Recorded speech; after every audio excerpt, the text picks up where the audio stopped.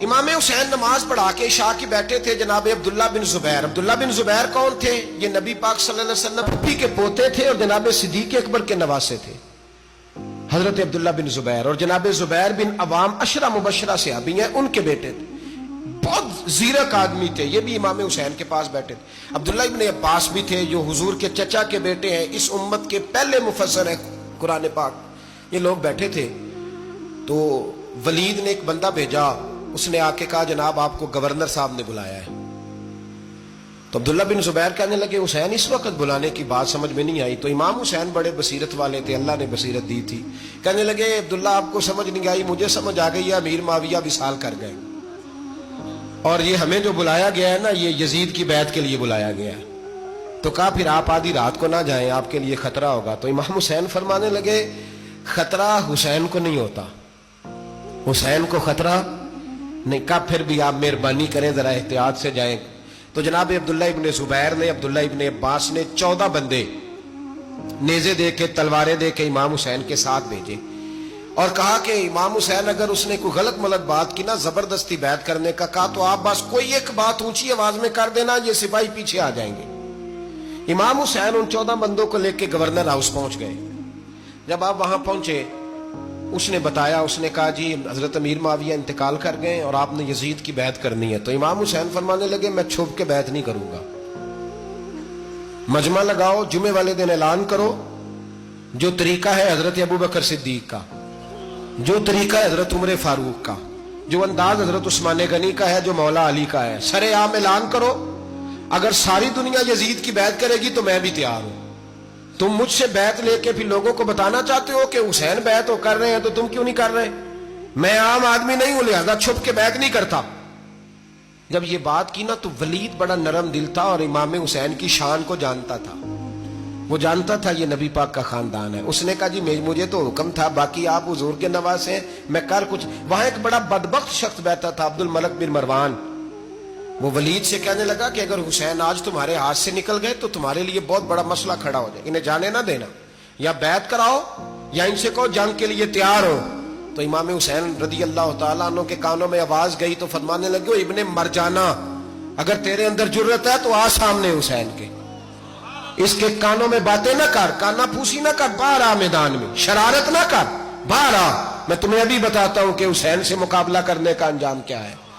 یہ کہہ کہ امام حسین باہر نکلے، اپنے بھائی محمد بن انفیہ کو بلایا، عبداللہ بن زبیر، عبداللہ ابن عباس، ڈھیر سارے لوگ اکٹھے ہو گئے. فرمایا یہ معاملہ ہے، اب کیا کرنا ہے؟ یاد رکھیں ووٹ برادری کا نہیں ہوتا، ووٹ برادری کا نہیں، ووٹ دین کا ہوتا ہے. جو بندہ دین کے، ملت کے، مذہب کے معیار پہ پورا نہ ہوتے اسے حکمت کے تحت بھی ووٹ دینا جائز. ہاں یہ بات سچی ہے تو بہرحال سچی ہے، یہ یاد رکھ لے.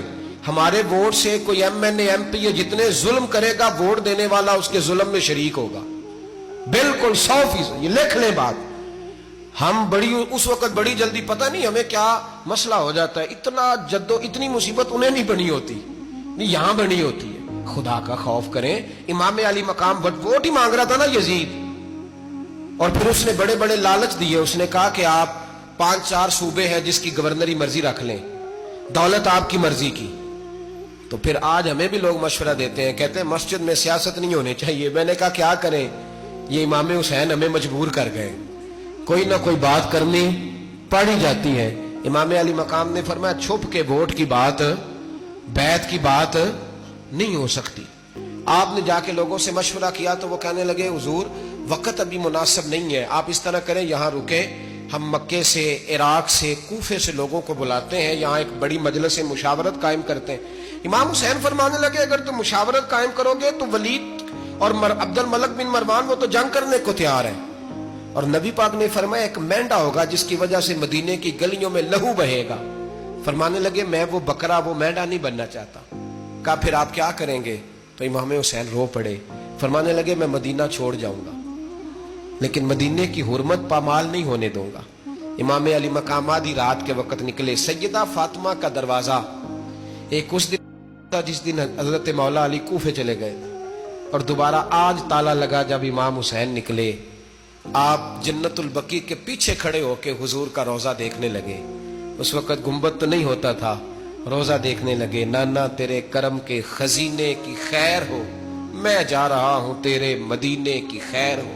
سارا خاندان لے گئے، مکے تشریف لے گئے۔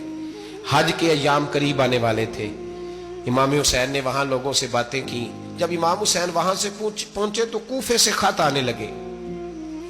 کوفہ حضرت علی کا دارالخلافہ تھا، وہاں آپ کے محبین، پیار کرنے والے ڈھیروں تھے۔ انہیں خط لکھے کہ حضور آپ چپ کر کے بیٹھے ہوئے ہیں اور ہمارے اوپر یزید مسلط ہو گیا ہے، آپ اگر میدان میں نہیں نکلیں گے، آپ نہیں آئیں گے تو ہم اللہ کی بارگاہ میں شکوہ کریں گے کہ کوئی ہماری کمان کرنے کو تیار ہی نہیں ہوا۔